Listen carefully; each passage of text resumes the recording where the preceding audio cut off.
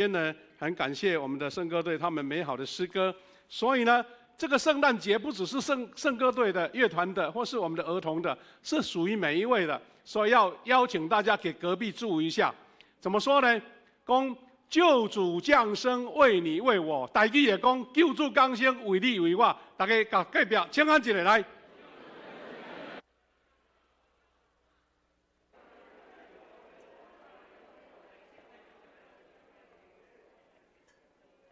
确实哈，救主降生为你为我，是因为每一个人都能够分享这个美好神的恩典跟祝福。我们先来做祷告，再来开始。亲爱的天父上帝，感谢你，我们听到圣歌队、乐团、儿童诗班唱出了整本主耶稣降生美好赞美的故事。主啊，我们从心中再一次复习。再一次确认，主你的降生是为世人每一位的，为每一个世代的所有的百姓。主啊，在这个2024年的圣诞节，主，我们要从你的话语得到什么样的启示，什么样的激励？愿神跟我们同在，愿我们所做的，我们所学习的，真的是跟主的救恩更加的紧密，更加的得祝福。愿神赐福你的话语，在每一位弟兄姐妹身上。感谢祷告，奉靠主耶稣基督的圣名，阿们。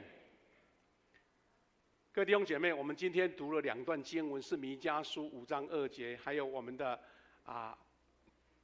路加福音1到7节。这2段经文，牧师要用这个主题来跟大家一起分享，就是马槽圣婴奇妙救恩。马槽圣婴奇妙救恩，到底马槽的圣婴跟奇妙救恩有什么关系呢？首先，我们知道马槽成为主耶稣降生的记号。好了，这个马槽就是一个很好的话题呀，成为一个很好的话题。马槽我们台湾很少看到马除了那个马场才有更别说马槽在哪边，看不到马槽。但这个马槽竟然是成为我们的主耶稣降生一个非常特别的记号。这不只是一个故事，或是一个曾经发生的，它有一个救恩的奇妙在这边。我们知道耶稣出生的时代背景，耶稣出世的时代背景，就是罗马皇帝、罗马帝国统治的时候。那个时候有一个皇帝叫做奥古斯都啦。俄高苏都，这位皇帝呢，他很会管理，他就想说：我这个庞大的帝国到底有多少百姓？我有多少的子民？我要好好的把它统计一下，所以要办理户口登记。按我们台语的圣经写的我们较老辈较知影，讲做家格，做家格捌听过无？做家格就是一家一家甲统计也好。记得牧师在小时候台湾还在戒严的时代听到这个故事，知道的人点头人就知道有一点年纪了啦我记得有一个晚上家里大家都睡着了，突然间家里的灯点灯亮起来了，有好几位陌生人就走进来家里面，就开始点名你们家几个人连我们睡在房间睡觉的小朋友都要点。原来那个时候我们台湾大概10年或多久就要重新做一次户口的登记，那这是要有效统治的一个手段。原来这个故事在罗马的时代就有了这位奥古斯都可能我们名字听得比较不清楚，有的人读西洋的历史叫做乌大维就是凯撒，继承凯撒这位罗马皇帝的统治者，当时是非常有名而且管理非常严格的。他在年老要交棒的时候，他曾经讲过一句话，他说：当我进来统治这个罗马，特别是当时的意大利罗马的时候，它是一片沙石，一片荒野之地。但是当我要离开，我交给你们一座用大理石盖好的伟大的城市，那他等于就是在宣告说，我真的尽到我的责任了。那耶稣就是在这个时代诞生的哈。这个就是奥古斯都、屋大维啊，他们的大理石雕刻非常的漂亮哈。好了，故事来了，马槽的圣婴到底是怎么来的？因为圣经路加福音记载说，天使向牧羊人报佳音啦，天使在旷野把遐羔羊的报佳音，报什么佳音？对这段话，我们一起来念蓝色的这段字好不好？预备来，今天在大卫的城里，你们的拯救者主基督已经降生了，你们会看见一个婴儿用布包着躺在马槽里，这就是要给你们的记号。感谢主。啊，我们以前我们台湾12月25号还放假的时候，也是有年纪的人都很怀念那一段24号平安夜半夜到各家庭报佳音那一个奇妙的感觉就是没办法用别的办法代替的。有的用走路的，有的用骑车的，远一点的开车他们训练这一群报佳音的年轻人，就用这一段话跟我们要去的家庭给他们报佳音，说今天在大卫的城里，你们的拯救者主耶稣基督已经降生。一个重点是说，一个婴儿用布包着放在马槽里，这3段，婴儿布包着放在马槽里。他说这个是记号。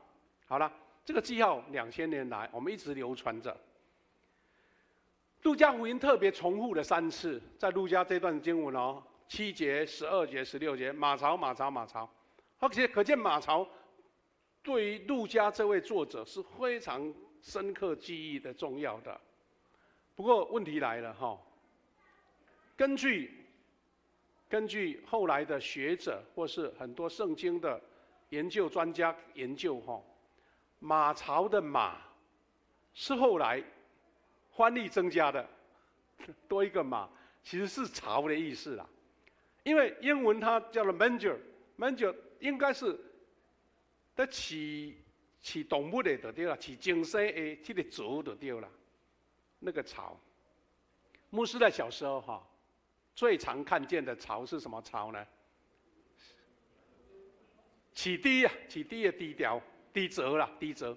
因为当时喂牛，好像我们家也有牛，但是牛没有一个槽就直接放在地上让它吃草啦，是迄个搭的啦但只有猪，因为猪要有喷呐，有喷一个槽，唔才倒会落去，安尼较袂老掉草是搭的呢，所以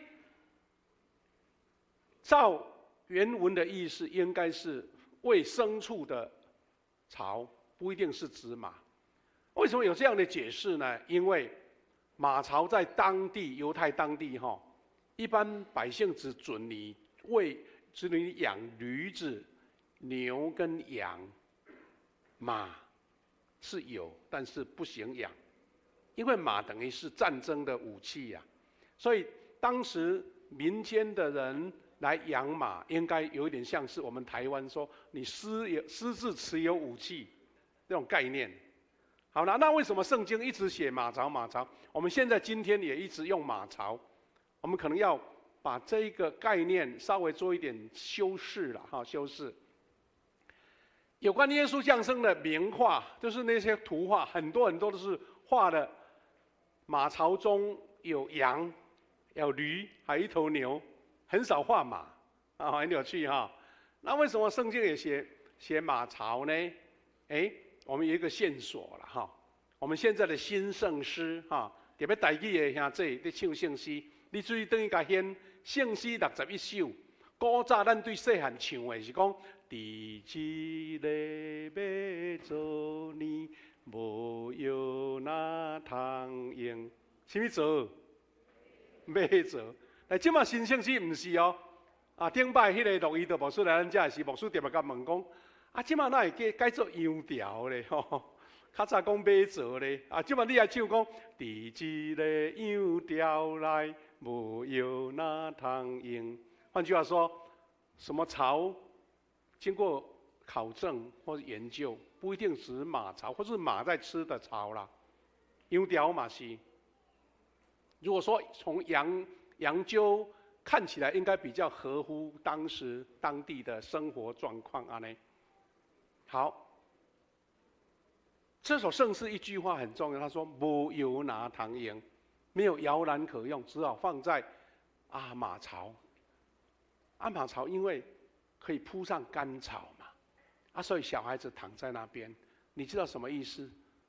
我们现在的可爱的婴儿，台湾就欠囡啊，你敢知？每一个小孩子一生下来，一定把它放在保温箱里面，对不对？哇，顾好，惊讲伊冷着，安怎着？哇，咱要看小朋友大先拢先去迄个病院，迄个玻璃窗外面，看看我们的可爱的小朋友躺在可爱的保温箱安详的睡着了。但是我们的主耶稣无油拿糖用，就放在马槽上面那里。这个就是一个故事的场景啦。好了，根据学者的研究伯利恒的马槽的原始景象是什么呢？一般的，我们不管马厩或是羊厩都可以了一般是建在山洞当中，山洞，要不然就是有一块石壁把它挖掘深入一点。但是无论如何，当时的马厩、羊厩都是环境恶劣的地方，潮湿、肮脏，牲畜味很严重，味道腥味很重。牧师曾经在几年前有机会去，就是去旅游在圣地旅游。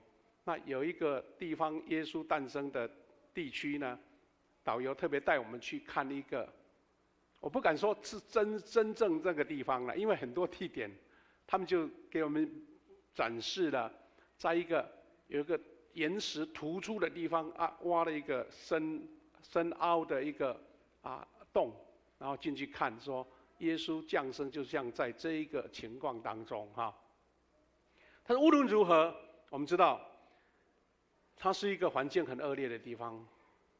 对比说，我们现在小朋友放在漂亮、安全、卫生的保温箱，实在是差距太大了这是传统，在很多名画在画耶稣降生的景象你看一个马槽的圣婴，有的是这样画，比较非常很像圣诞卡，对不对我们在小时候最喜欢的就是拿到这一张圣诞卡，因为那个时候没有什么圣诞礼物很多美国那个时候有米丸的，你知道吗米丸足多美国他们当地的基督徒就捐出了他们的圣诞卡，哇，一大堆就送到台湾各地。那我们在最偏远的地方，澎湖也拿到这种卡片。那个时候，除了这个漂亮的卡片，里面就是写了很多用草写的英文因为他们是用过的圣诞卡，哇，写足多英文呢，也叫好那个小朋友看不懂，但是感觉那很温馨。我们记得当时很多人的家里面这种圣诞卡舍不得丢要么就夹在圣经圣诗里面，要不然就贴个墙壁哇，好像收集那个宝贝一样好，就是马槽是最大的象征。你看有些画的羊啦，还有很多那些博士啦、天使啦，好，这些都是他没有画马，就有牛在里面。换句话说，主耶稣降生在马槽的属灵景象，应该就是周遭都显示的淳朴跟卑微，跟我们所期待的。我们看看刚刚读的第一段经文我直接看华语的就好。上主说：“以法他地区的伯利恒在犹大诸城中，你是一个小城，但是要从你那里为以色列选立一个统治者，他的家系可追溯到亘古。”旧约先知的预言，虽然城市很小，但是要诞生一个伟大的君王统治者。那跟我们刚刚看的一个小婴儿降生在马槽里面，那个差距非常的大。所以我们看到啊，在我们对耶稣降生的理解当中，有一些歧义在了哈。第一个差异就是很大的对比，先知预言上帝应许要差来救百姓的那位君王，君王在每一个人的心里的概念，就是安尼非常金碧辉煌，皇宫里面到处都有，对不对？是基督，是弥赛亚。好，这一些话大家耳熟能详，那些当时的犹太人都这样期待，但没想到这个君王公出生放在马槽，你看这个差距多大。再来，我们再看耶稣的出生，哈，耶稣的父母是很普通的犹太平民呐，他就是太普通了，没有什么特权。要么应该有一些有特权的人不用回原地去办户口，有下卡手给办的就好啊，伊爱登记嘞。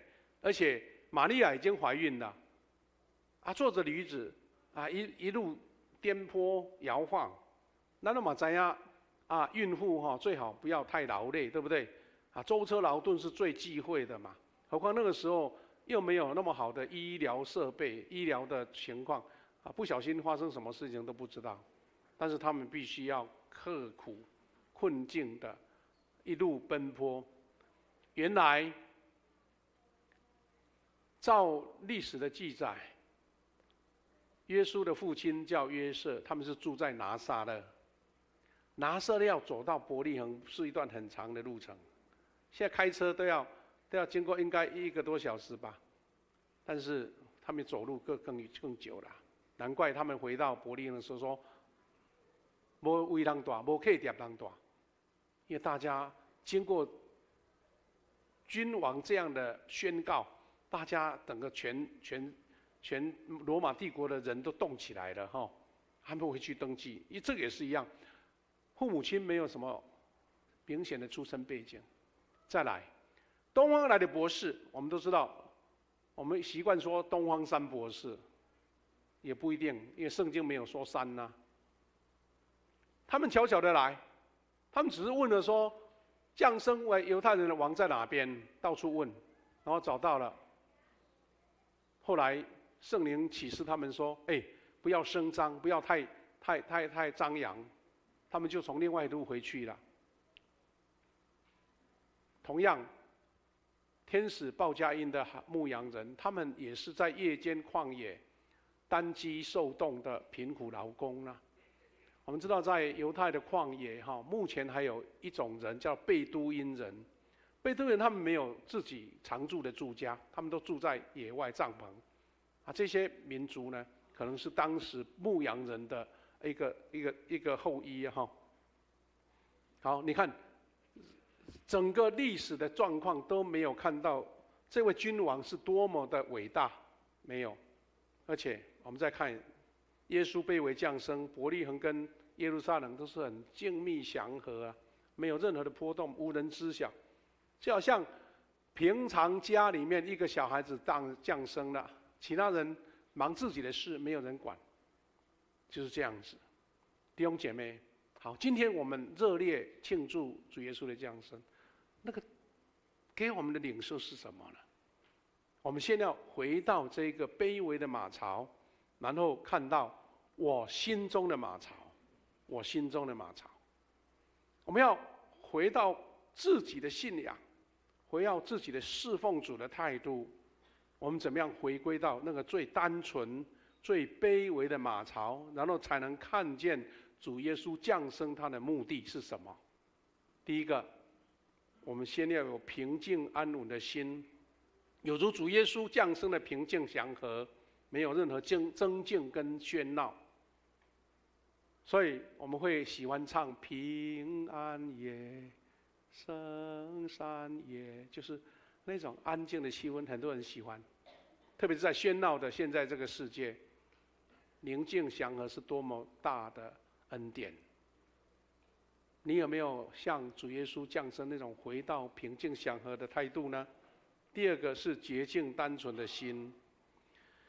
因为耶稣的出生跟动物在一起，在充满腥臭味的羊厩马槽，但是他却超越了一切的脏乱跟污秽。人不是因为他的出身有多低，或是他的环境有多么的困苦，而是他的心智是不是很高尚？他的心智是不是像主耶稣？他是不是看见人的美好，上帝给他的恩典？这是我们从马槽所得到的学习。第三个，我们要谦卑柔和的心。马槽本来就代表地位最低，就是没有再比这个更糟糕的环境了。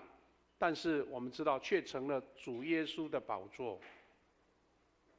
圣经雅各4章10节说：“要在主面前谦卑，他就提升你们。”所以基督徒有一个非常特别的文化本色，就是我们即使非常的强，我们即使非常的厉害，但是我们绝不夸口，我们是用谦卑的心来面对。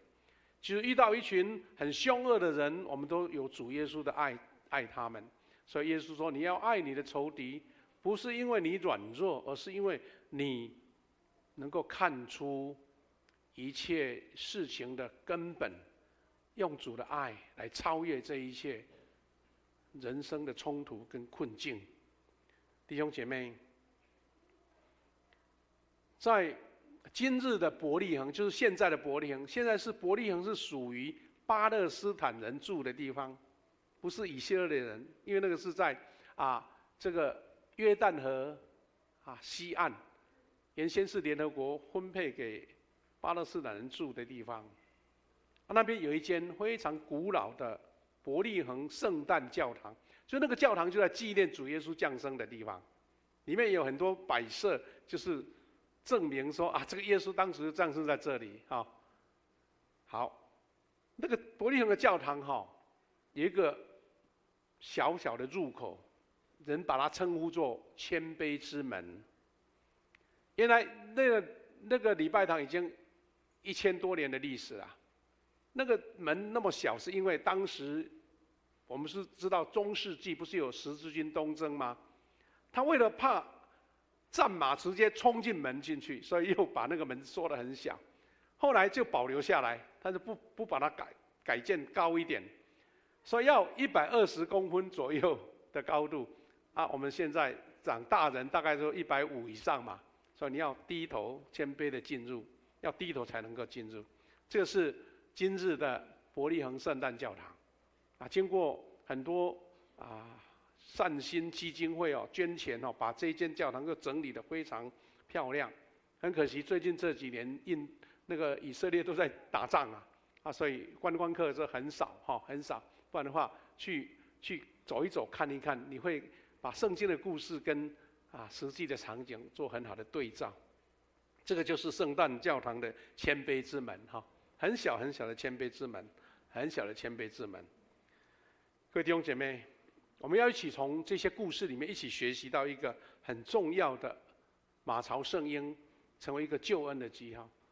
到底这个很卑微的马槽到底给我们什么样的启示呢？上帝把婴孩耶稣放在马槽，就是喂牲畜的食槽，它是一个救恩的记号。什么叫救恩的记号呢？你知道马槽是给马吃草的，吃饲料的，让它喂饱的，对不对？好，从这个点出发，我们看到圣经很多的话在跟这个有关。第一个，玛利亚受圣灵感孕的时候，我们在路加福音1章就看到玛利亚圣灵通知她说你要怀孕生子。她后来做了一首尊主颂，在1章53节那边，她有特别一句话说：你要叫饥饿的得饱美食。换句话说，主耶稣降生是要看顾那一群非常困苦的，连东西吃饱都没有的，你要叫他得饱美食。这个是神来到世上一个重要的一个部分。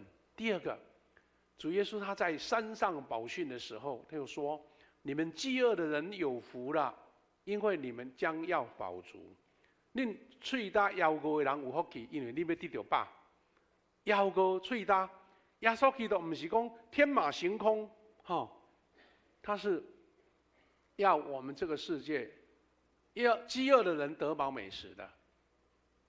这个救恩是实实在在的，是跟我们的生命有关的。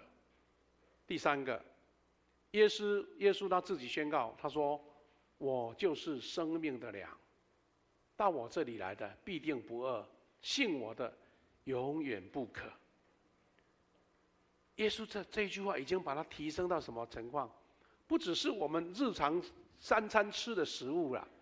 他说：“我是生命的粮。”你是借由享用主耶稣所赏赐生命的粮，你要得着整个生命的得恩典、得重生、得祝福。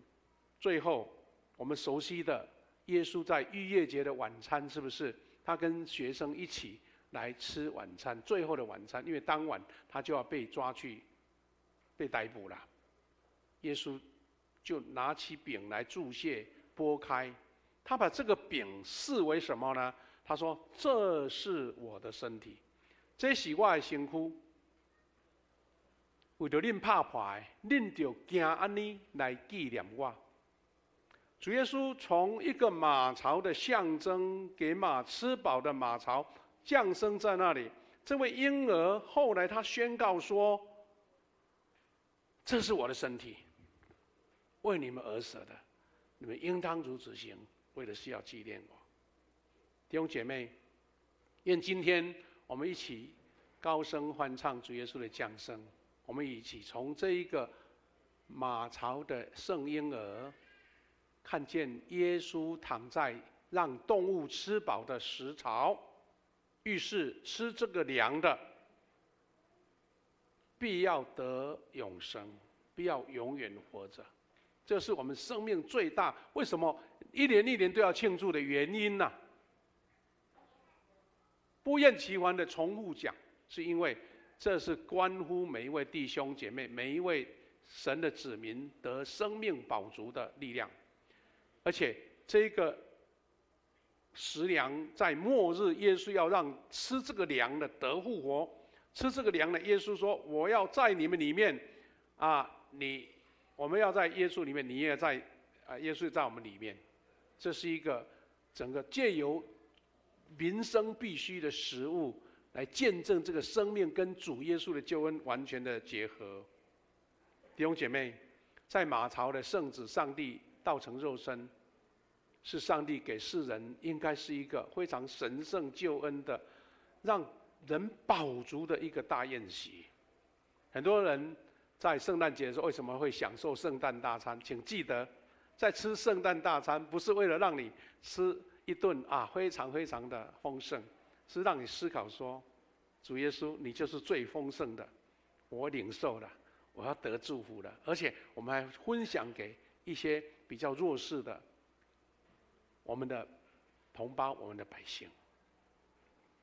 这时我们要唱一首诗歌，这首诗歌呢是从新圣诗来的，53首，在夜深人静时，他用华语的，我们要一起来用唱华语的来唱这一首圣诗的新的诗歌，我们一起来唱，坐着唱。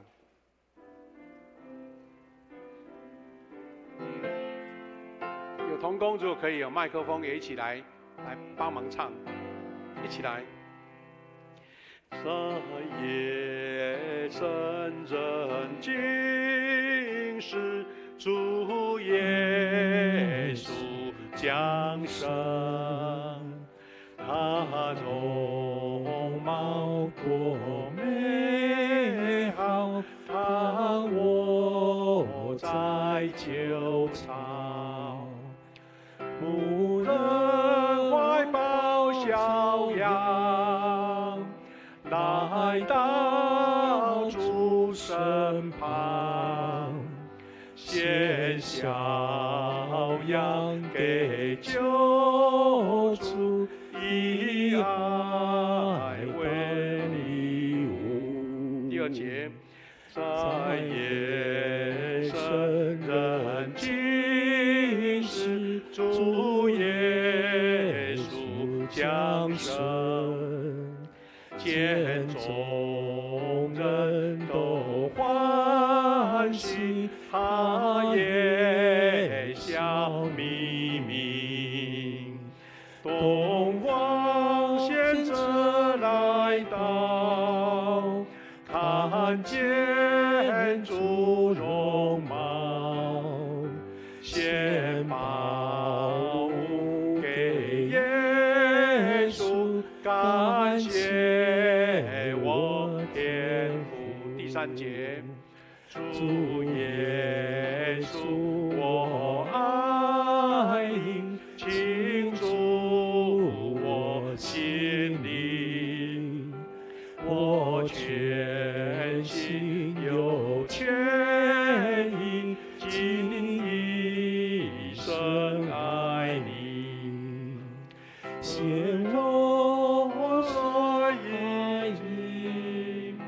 回报大感谢，成为你所欢喜光明的儿女。愿这首诗歌成为我们的祷告，我们一起来祷告。亲爱的天父上帝，我们感谢你，你为了爱世人、爱百姓，为了拯救我们从罪中来脱离，你差你的独生子耶稣基督来到世上。主要说，你用上谦卑的方式降生，在客店无所在的所在，耶稣倒伫马槽呢。主啊，这互阮什么款的调头，什么款的记号，是主你疼世间人，互世间人通过食主耶稣基督所享受活命的饼，阮就要得到帮助，我要得到生命的快乐，而且我要得到永远的活命。亲爱的天父上帝，愿主耶稣的降生、马槽的记号，成为我们一生跟随主耶稣的道路。看见人的需要，看见人的软弱，看见弱势者需要求助的，让我们因为主的爱，将你的爱分享给他们。这是我们学习东方的博士，拿礼物送给耶稣，去朝见耶稣最美好的礼物。因为再珍贵的礼物都会有用完的一天，它是爱心的礼物，帮助弱小的礼物，关怀孤苦软弱的人，是主耶稣最需要的。所以主耶稣，你降生在马槽，对我们一直在说话，让我们一生愿意领受这样恩典跟祝福的时候，也将主的爱分享给更多人，将主耶稣基督的救恩分享给我们身边的好友，将福音传扬给他们。因为我们今天的敬拜，神的恩典跟我们同在，让我们更加确信，这个生命的粮一生要跟随着我们，让我们有力量为主做美好的见证，让我们生命的丰盛来见证主耶稣生命的粮给我们的力量跟祝福。祷告，奉靠主耶稣基督的圣名祈求，阿们。